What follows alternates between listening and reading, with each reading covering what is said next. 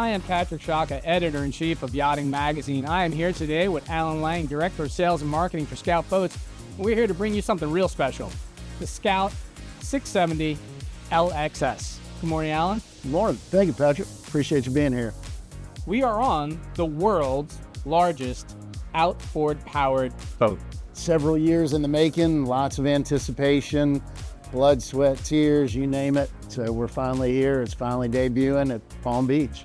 And maybe boat's not appropriate because when we were talking earlier, it's really a yacht. In all aspects, from the design, layout, materials, performance, this is a yacht. It is. And I'm going to steal the words of our captain, Josh Slayton. The boat has kind of the heart of a center console because it opens up, windows go down, sunroof goes open. You get that wind in your ear, that open feel, but it's definitely a yacht in the way that it's laid out. The appointments, the amenities, the features, and just the feel and the quality of everything around you is definitely yacht-like. So let's talk about the origin story of this boat, because why a 67-foot, like you said, center console? Yeah, we get that all the time, and we got that with our 53. You probably remember that, but we've also retailed about 75 of them so far. So the boat, it's for someone, and it's funny because yesterday and talking to the customers, we're getting a lot of people that are coming down out of 112s, 120s, and they don't want the liability of having to run a crew and pay a crew, all that work and all that time and cleaning. They want something that they can do a little bit of everything in, and this boat offers that. So we're reaching speeds of 57 miles per hour with bottom paint and full tank of fuel, gear, etc. You can run across the Bahamas. The owner can have a captain, or you can drive it themselves. You can beach up to a sandbar, without having to worry about your outdrives. If you have a problem with an engine, no problem. You're still running probably low 50s. The boat will plane on 3 engines at 35 miles an hour. So, you have the ability to do all these things. You had mentioned performance, and this boat has 5 600 horsepower Verados, but you are working on a 4-engine option, yeah? Yes. For the European market, we're talking about foregoing the center engine, the 5th engine in the middle, and using a gangway. Part of the mission statement for this boat was to have a boat that people can come into and they stay in it because it can do anything. Correct. Yep. So let's talk about that in terms of, we can talk about the LXS that we're on and also the other models that are built off of this, the other versions, as you will. Sure. So speaking to the versions, the boats are going to be pretty much the same, except for we have an LXS, which is sport, LXF, which is fish, and LXC, which is cruise. All of them will be laid out the same as far as the meat and potatoes of the boat goes.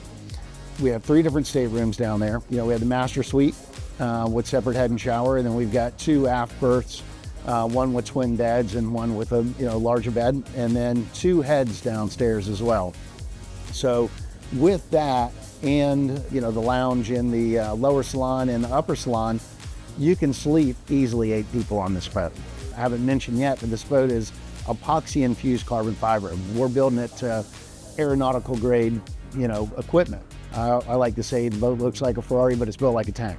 When I went below, I was actually surprised at both the headroom and the volume. And then when you step into that lower salon, it's an atrium effect over the top of you because of the glass over that space. So it feels massive, even though you're basically in a walk-around setup. Yeah, so the upper salon and lower salon are kind of, think of it as one with upstairs and downstairs. And then that's all opened up. Now we do have a shade that you can press a button and that shade will close. So, if you get a super sunny day and it's warm and the sun's beating straight down over top of you, you can press a button and shut that, stay a little cooler down there. Or if you're cruising at night and you don't want that glare coming up, you can hit that button, that shade will come out and it'll block off all that ambient lighting, from the lower salon. You'll notice we have garments all over this thing. We've got a fold down garment back here in the cockpit. We've got 4 of them there at the helm, and then they're spread throughout the boat. And on any one of those, you can pretty much operate anything on the boat. That brings up another point, which is when it comes to Scout details, right? This boat is loaded with details, ones you see immediately, and in some you don't see at all unless it's time to show you them. I mean, you're talking about here, like this partition raises up, separates spaces when you want.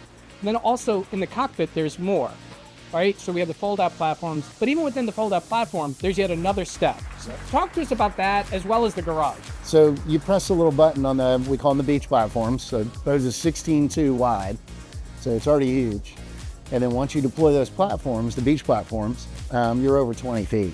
But in the center of those platforms, you press a button and a step softly folds down. And that step allows you to, get out to the dock, or for somebody to get in and out of the boat without tripping or having to climb over the beach platform to get in.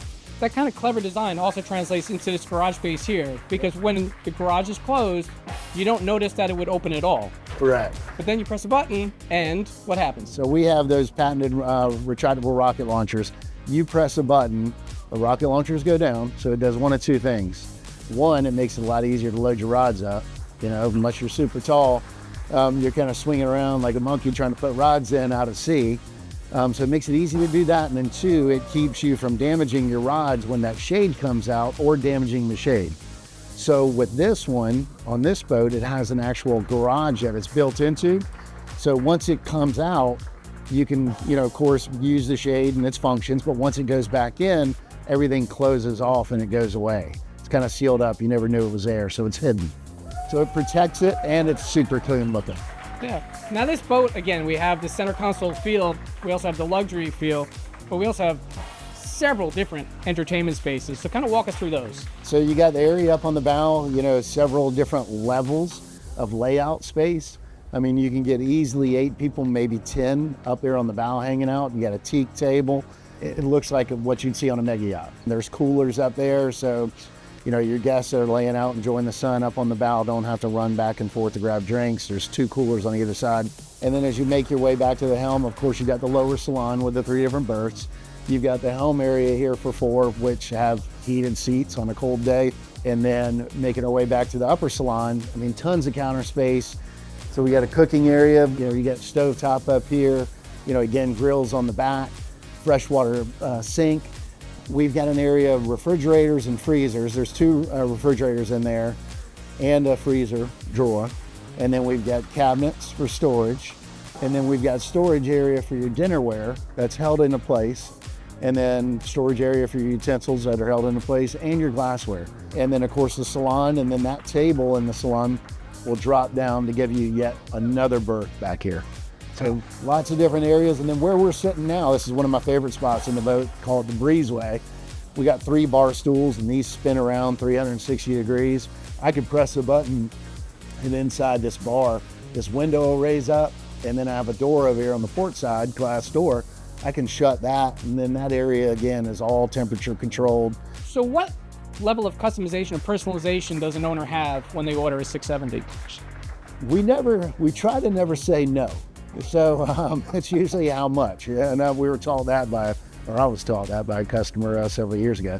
So we're known as being a pretty semi-custom boat company. Anyhow, with this one, we don't anticipate really any 2 being alike. Of course, colors, cushions. We have 3 different types of interiors that we've worked with our designers, from light, medium to dark, sort of their choice. But of course, we can do pretty much anything custom, and in terms of colors, the different layouts of the boat. So a lot of the stuff is modular, where we can pop in, grills here, cooler boxes there, whatever you need. So if somebody wanted more information on this 670 LXS or any of the other versions, where's the best place to go for that? They can visit their local dealer for information, or they can go to scoutboats.com. Alan, thank you very much for your time this Yeah, morning. thank Really you, appreciate Patrick. it. Thank you so much. Appreciate it. And thank you for spending time with us on the Scout Boat 670 LXS. I'm Patrick Shaka from Yachting Magazine, signing off for now. Stay tuned for more. Some more is coming.